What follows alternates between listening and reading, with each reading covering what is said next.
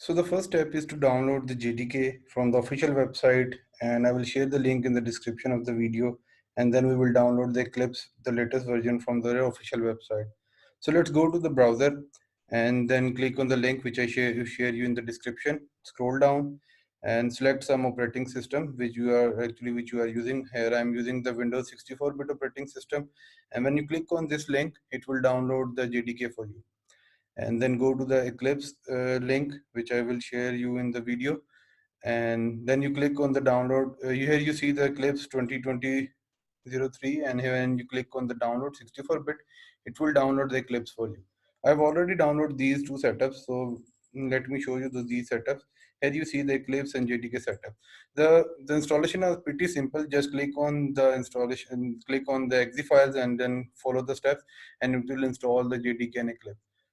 Okay, so now we have to check whether the JDK install or not. So we have to go to the C directory, program files, and the Java.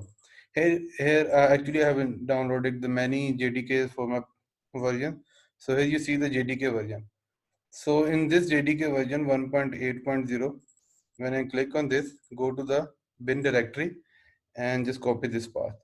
So just go to the my PC, go to the properties, and click on advanced system settings, go to the environment variables, click on the new, sorry, not new, go to the path variable and click on new, and paste this bin directory path here and hit OK.